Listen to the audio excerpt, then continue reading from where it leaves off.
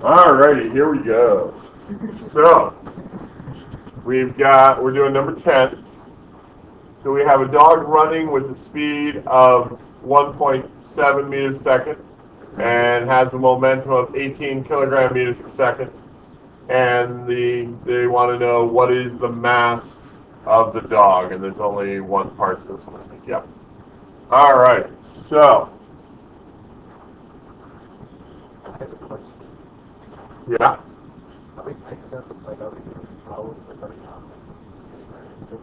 You're welcome to. I'm gonna do mine up here. I probably and I'll work through it as far as I need to.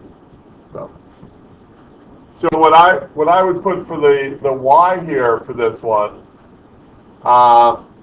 it's about momentum. So I want to show what I understand about momentum, and I would probably start off with like momentum is inertia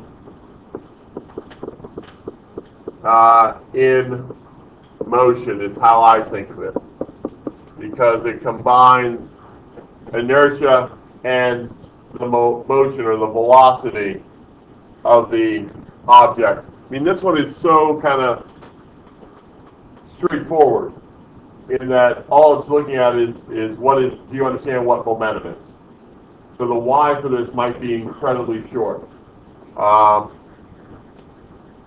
might, inertia in motion, I might show that I understand that momentum is a vector,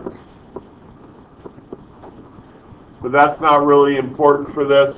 I would say like the more, because I need to make that connection to the, I need to update these.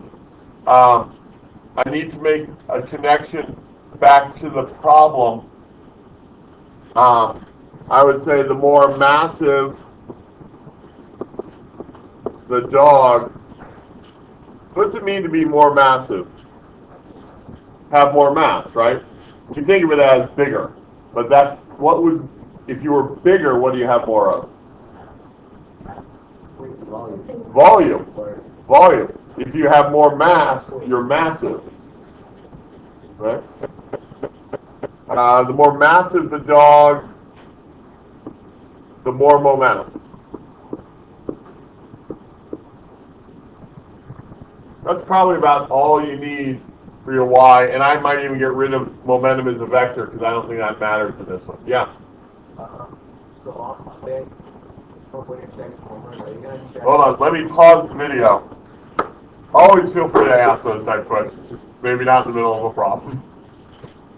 All right. So I'm going down to the how part now, which is the part you're more familiar with. Ignore the rubrics on the screen. I just realized I need to update it to the current rubric. I just realized that. You can see it was more complicated. So I'm going to look at my equation sheet. And the equation I have about momentum is this one right here.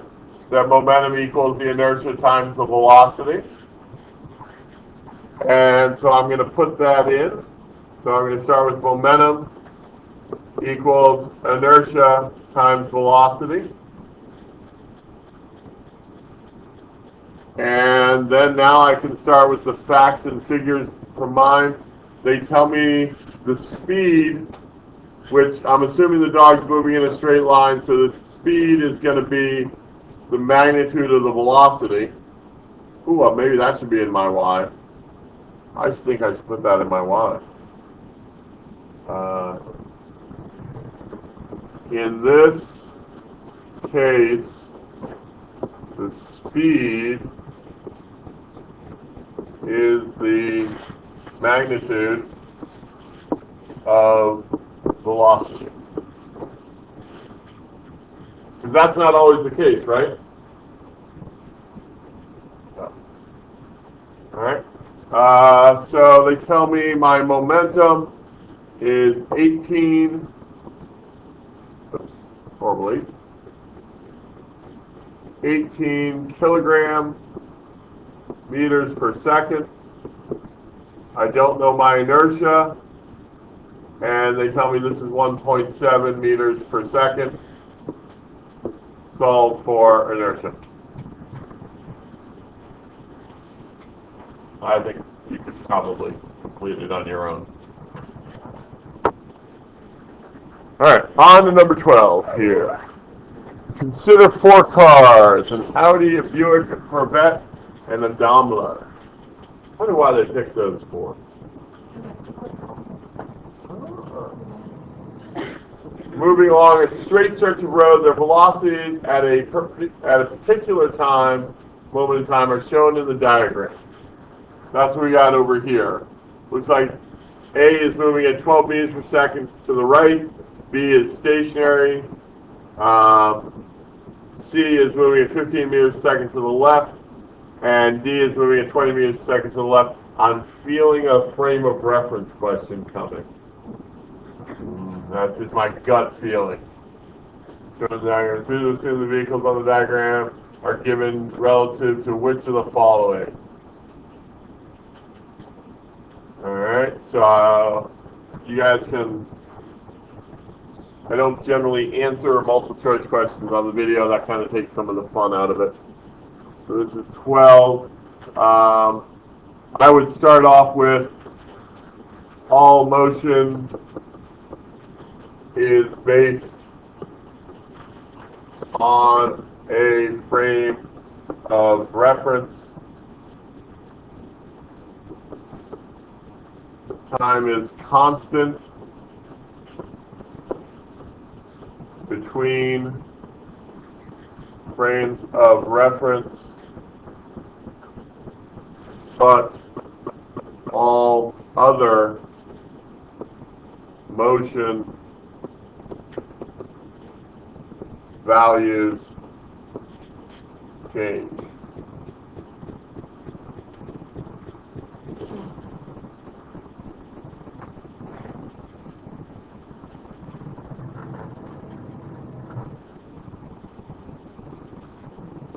The magnitude and direction of velocity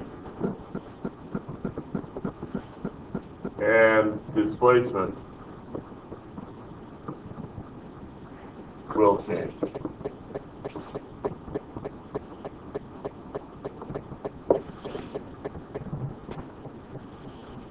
Yeah, so that's probably, I think, all I would end up putting for the Y.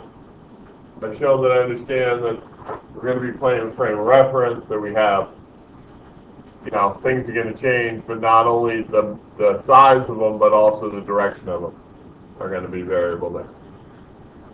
Questions on the Y?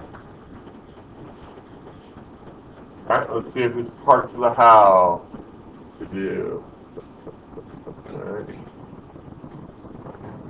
What is the velocity? I'm going to skip part A. What is the velocity of car A with respect to car B? All right, let's do it.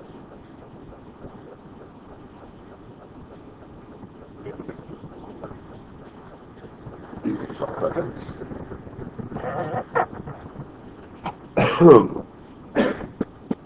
There we go.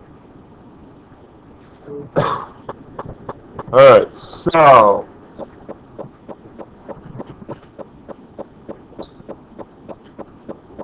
I'm actually going to start with my 2 valid physics equations, which from our from our equation sheet are the 2 relative motion ones here. So VAC equals VAB plus VBC, and VAB equals negative VBA.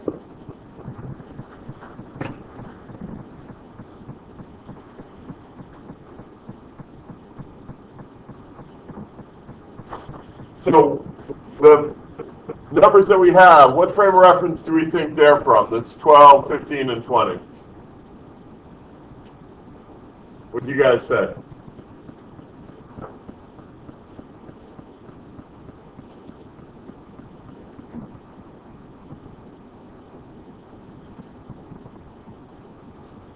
How many people answered part A? What did you put for your answer? Okay, let's go with that since it's the only answer people are willing to share. Thank you for sharing that. I appreciate that. All right, so we're going to say that what we know is from the Earth frame of reference. I'm going to use G so I don't interfere with that. So we know the velocity of A with respect to the ground, the velocity of B with respect to the ground, the velocity of C with respect to the ground, and the velocity of D with respect to the ground.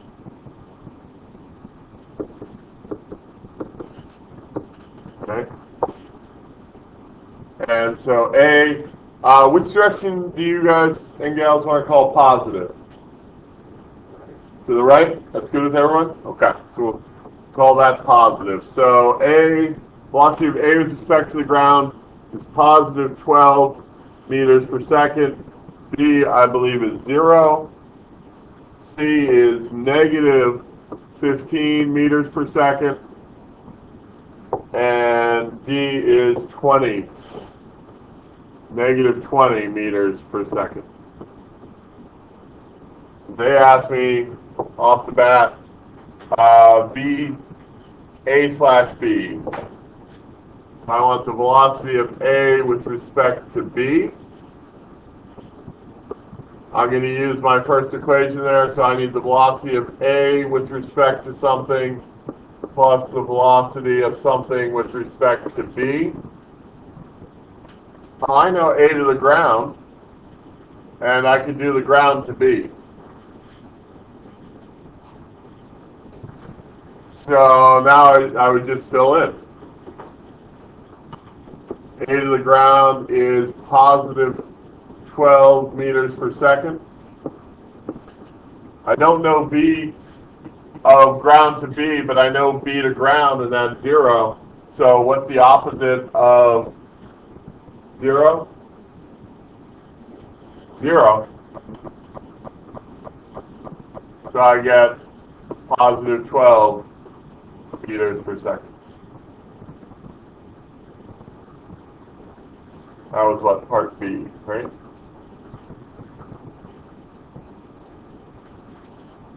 And then I would just,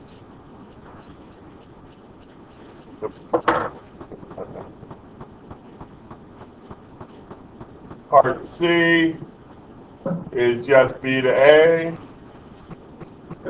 D, determine the distance between the Audi and the Buick. So it's kind of repeating those steps. Are there any of these parts that people want to do? Which part? H. Let's do part H. Skip down to part H. All right. It's also moving along the same stretch of road, not shown in the diagram. It is known that point of view of the driver of the Audi. So we're in the, when they say point of view of the driver, they mean the frame of reference. The Edsel is moving to the right, is moving at 8 meters per second. What speed is the Edsel relative to the Dahmer? Okay.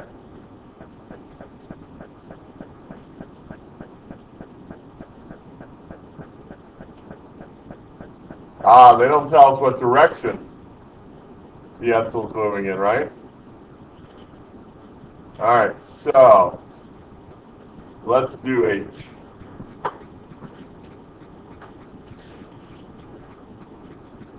So part H. So velocity of E relative to A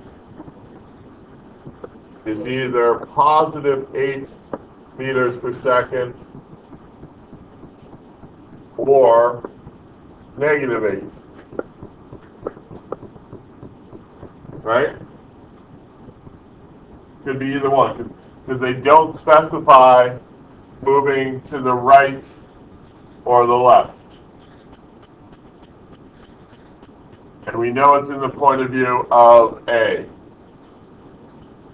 So we want to know was relative to this. So we want to know E, what we want to know is E with respect to D. Right?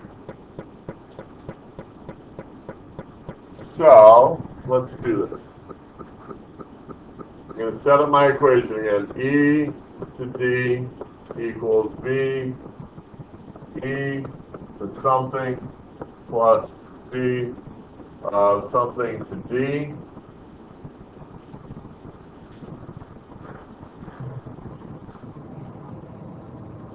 Well, since I only one I know that E to A is E to A, I need to put A in here.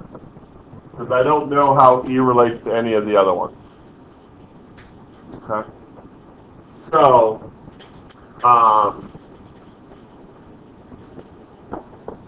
did you check in at the front desk? Yeah. Okay. Thanks. So, this, I'm going to do this twice. Once with 8 and once with negative 8. So A to D. Did I figure out A to D yet? A to D. I didn't. So maybe I need to figure out A to D first. Okay. Let's do that. Let's do that over here. So I found out now I need V as A to D. That would be A, to something, plus V to something, D. I'm going to go ground here. So A to the ground was positive 12.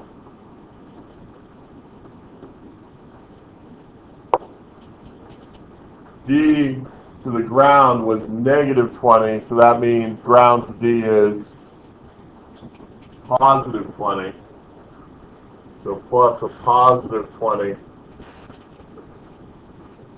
So A to D is going to be a positive 32.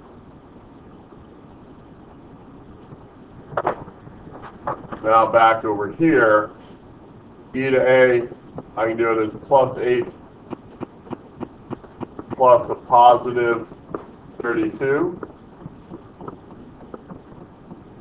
Or it's negative 8 plus a positive 32.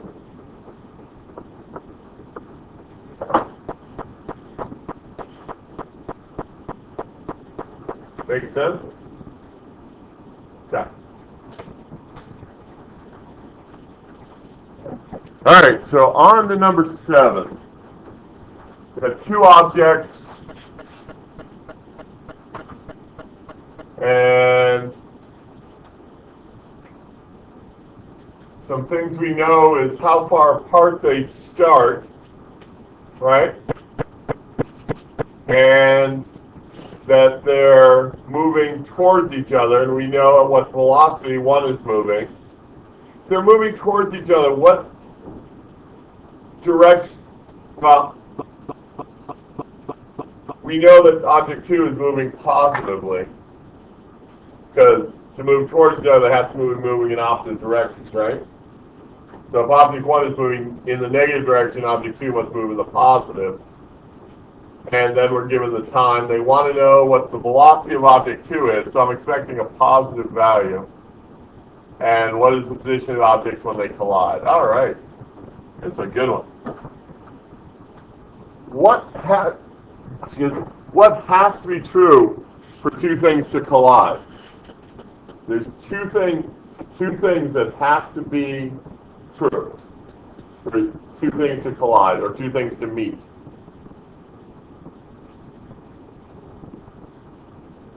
Well, nope. Good guess. People think that you have to be moving at the same velocity to meet up or collide. Well, think about if you want to meet a friend. You're making plans for Saturday. What two pieces of information do you give your friend so you two can meet up? Where and when? So, because to meet up, you have to be at the same place at the same time.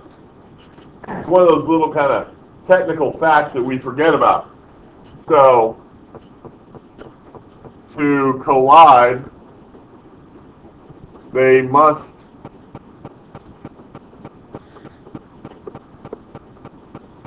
be same place, same time.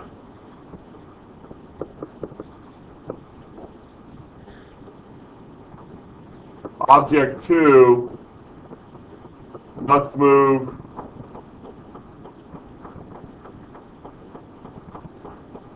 opposite object 1, so they move towards each other.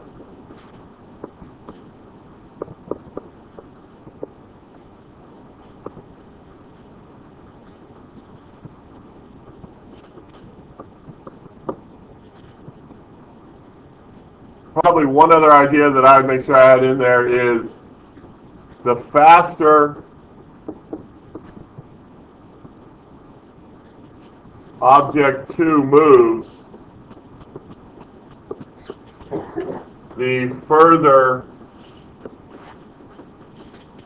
from 25 meters they meet.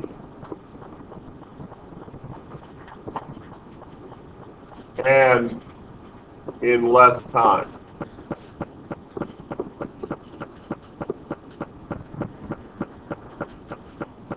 So those three facts, those three ideas jumped out at me.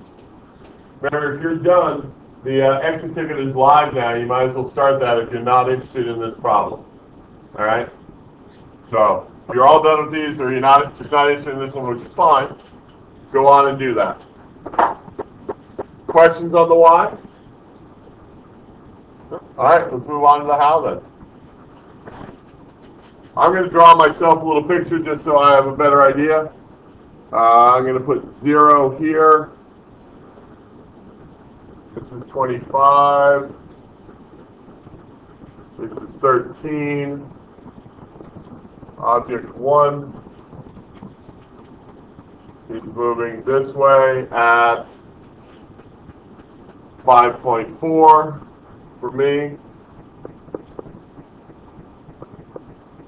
Object 2 starts here, moving this way. I'm going to call that B2. And they're going to meet at some point. I'm going to call that point D, that position D. And I know it's at time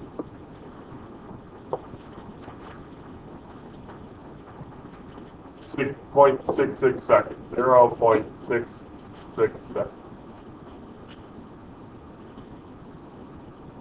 All right, good.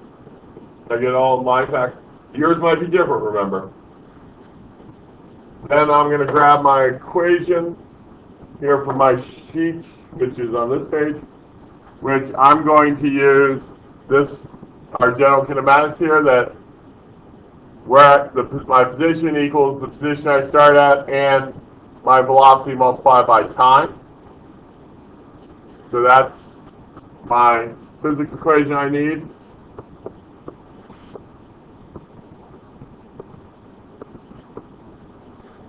And I know that they're going to be at the same place at the same time. That's how they're going to meet up.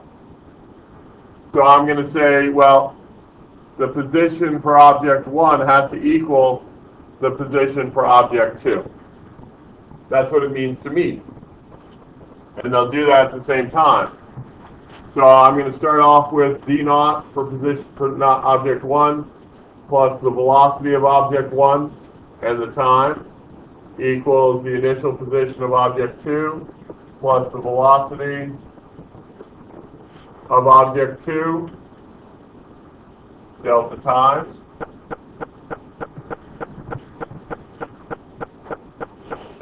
And I know this one starts at 25. It moves at negative 5.4. Time is 0.66 seconds. I know all that from my preliminary stuff.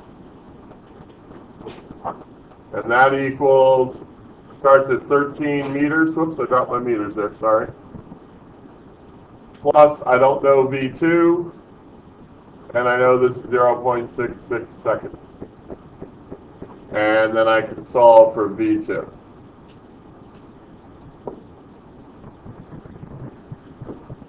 That would be part A. Just, I got a number on one side, I got numbers in one variable. I know you guys can do that algebra. You want me to do the second part, or are you good? Or questions?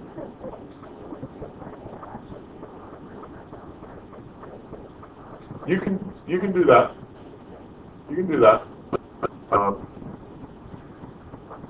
Whatever, sometimes that is true. And then now, I always forget that. I always pick up the pen and it. And now, what is the objects when they collide? For part B here. And now I can pick either side and do it. All right. So we can do it for number 1. So D1 I know equals D01 plus V1 delta T. D1 is what I'm looking for. So basically I'm putting in the same things I had here up above.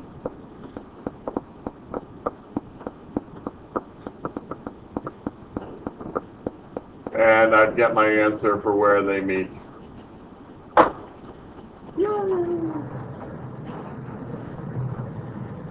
Questions are good on that one.